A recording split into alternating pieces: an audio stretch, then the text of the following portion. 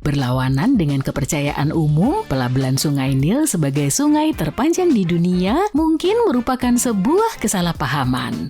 Pengukuran panjang sungai tidak hanya sekedar menghitung jarak antara titik awal dan titik akhir. Sungai adalah sistem yang rumit yang terdiri dari berbagai anak sungai yang secara signifikan mempengaruhi panjang keseluruhannya. Bahkan ketika memperhitungkan anak-anak sungai ini, angka awal dapat meningkat hingga 3 kali lipat seperti yang dicontohkan oleh Sungai Mississippi.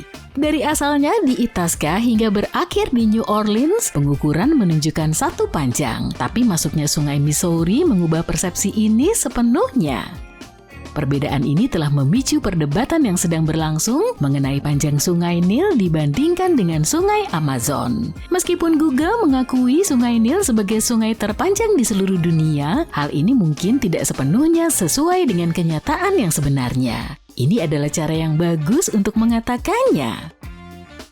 Untuk memahami konsep ini, bayangkan sungai sebagai urat nadi dalam tubuh manusia. Tidaklah tepat untuk mengasumsikan bahwa seseorang dengan tinggi 2 meter hanya memiliki 2 pembuluh darah. Pembuluh darah secara rumit terjalin di seluruh tubuh seperti sebuah jaringan yang luas. Sungai beroperasi berdasarkan prinsip yang sama dan panjang sungai utama bukanlah satu-satunya pertimbangan. Jaringan anak sungai yang luas juga sama pentingnya. Sungai atmosfer adalah kejadian meteorologi yang menarik yang ditandai dengan arus udara yang mengangkut uap air dalam jumlah yang luar biasa dari hutan hujan Amazon di Amerika Selatan bagian utara hingga ke Argentina bagian utara. Jalan raya udara ini berfungsi sebagai saluran penting untuk uap air yang membawa kehidupan yang dibawa oleh sungai-sungai udara ini. Pengaruhnya meluas ke seluruh wilayah barat tengah, tenggara, dan selatan Brazil, membentuk pola curah hujan di daerah-daerah ini. Ketika sungai-sungai yang halus ini bertemu dengan kondisi cuaca tertentu, seperti angin dingin, kelembapan laten yang mereka bawa dapat berubah menjadi curah hujan yang sangat dibutuhkan. Curah hujan ini memainkan peran penting tidak hanya dalam menopang ekosistem yang beragam di wilayah ini, tetapi juga dalam mendukung ekonomi Brazil yang berkembang pesat dalam berbagai cara. Pentingnya fenomena ini sangat jelas karena memungkinkan pengairan tanaman, memastikan produktivitas pertanian dan ketahanan pangan. Selain itu, air hujan mengisi kembali sungai-sungai lokal, menjaga aliran air tetap stabil dan mendukung kehidupan air.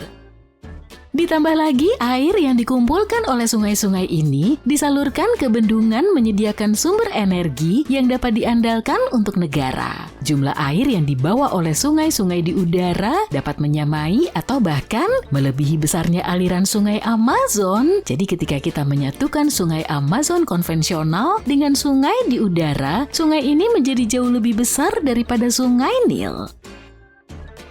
Sungai atmosfer juga terlihat di lembah Kongo, di mana iklimnya sebagian besar dibentuk oleh uap air yang berasal dari Samudra Atlantik dan hutan-hutan di lembah Kongo. Fenomena luar biasa ini menyebabkan tingkat penguapan setinggi 1 hingga 2 meter air per tahun. Sungai-sungai ini bervariasi dalam ukuran dan kekuatannya, tetapi rata-rata mengangkut volume uap air yang sebanding dengan aliran di muara Sungai Mississippi. Dalam kasus yang jarang terjadi, sungai-sungai yang sangat kuat di atmosfer dapat membawa hingga 15 kali lipat dari jumlah tersebut. Ketika sungai-sungai ini mencapai daratan, mereka melepaskan uap air yang terkumpul, menghasilkan hujan atau salju. Meskipun sungai atmosfer datang dalam berbagai bentuk, sungai dengan kandungan uap air yang tinggi dan angin yang kuat dapat menyebabkan curah hujan dan banjir yang ekstrem, terutama jika berada di daerah aliran sungai yang rawan banjir. Contoh sungai atmosfer yang terkenal adalah Pineapple Express, sebuah sistem yang kuat yang mampu mengangkut uap air dari daerah tropis dekat Hawaii ke pantai barat Amerika Serikat. Peristiwa semacam ini dapat mengganggu perjalanan, memicu tanah longsor, dan menyebabkan kerusakan yang signifikan terhadap kehidupan dan harta benda. Tapi tidak semua sungai atmosfer menimbulkan risiko, banyak di antaranya merupakan sistem yang lebih lemah yang menghasilkan hujan atau salju yang berharga yang sangat penting untuk untuk menjaga pasokan air. Selain itu, sungai-sungai tersebut memainkan peran penting dalam siklus air global dan memiliki hubungan yang erat dengan pasokan air dan bahaya banjir, terutama di Amerika Serikat bagian barat. Selain potensi banjir, sungai atmosfer juga berkontribusi pada peningkatan tumpukan salju yang diinginkan. Serangkaian sungai atmosfer bertanggung jawab atas badai musim dingin yang parah yang melanda pantai barat Amerika Serikat dari Washington Barat hingga California Selatan antara tahun 2010 dan baru-baru ini di awal tahun 2024. Hal ini mengakibatkan curah hujan berkisar antara 28 hingga 63 cm di wilayah tertentu. Jadi, jika uap air bisa dianggap sebagai sungai, maka timbul pertanyaan, apalagi yang bisa diklasifikasikan sebagai sungai? Anehnya, bahkan tanpa air pun, sesuatu masih bisa dianggap sebagai sungai. Fenomena menarik ini dikenal sebagai wadi yang secara tradisional mengacu pada lembah sungai.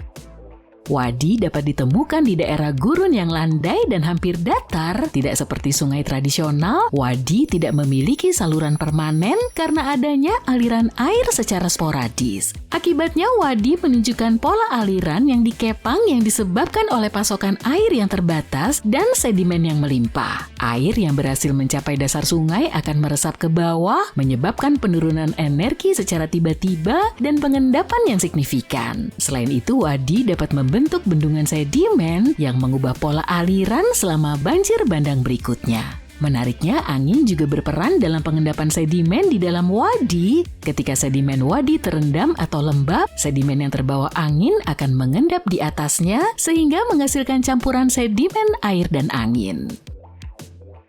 Sungai bisa menjadi unik bukan hanya karena terdiri dari pasir atau udara, tetapi juga karena lapisannya yang memukau. Dalam kondisi tertentu, sungai di Skotlandia menampakkan pemandangan yang menarik, formasi beku yang aneh yang menyerupai bantalan bunga lili. Formasi ini yang disebut pancake es terjadi secara alami ketika ombak yang lembut menyebabkan potongan-potongan es yang halus bertabrakan. Sehingga hal ini menghasilkan tepian yang halus dan membulat. Saat piringan es ini berinteraksi dengan ombak, tepiannya akan terangkat sehingga tampak seperti bantalan bunga lili. Biasanya pancake es memiliki konsistensi seperti lumpur. Beberapa laporan media menyebutkan bahwa es di Sungai Dee terbentuk dari busa beku. Tapi para ilmuwan menjelaskan, meskipun masuk akal, pancake es tetap terbentuk melalui proses tabrakan. Seiring waktu, pancake es ini seringkali menyatu, membentuk lembaran es yang besar. Jika es menjadi cukup tebal dan airnya tetap bergolak, es dapat melengkung, patah, dan menumpuk dengan sendirinya, menciptakan struktur luar biasa yang disebut punggungan es. Sekarang bayangkan sebuah sungai yang tidak terbuat dari air, melainkan metana. Mungkin terdengar seperti ide yang aneh, tapi di bulan Saturnus, yakni Titan, hal ini benar-benar terjadi.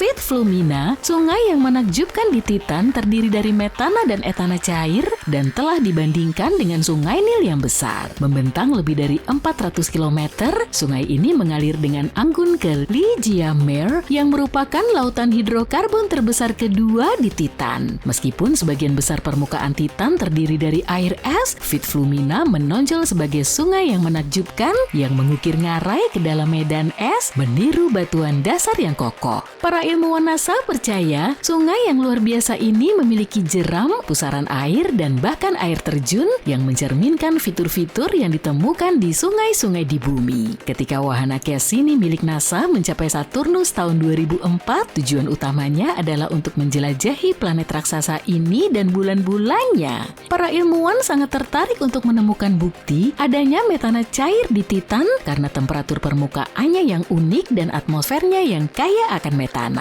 Tapi pengamatan awal Cassini yang dipusatkan di wilayah ekuator Titan membuat para peneliti kecewa karena mereka tidak menemukan tanda-tanda adanya laut atau sungai.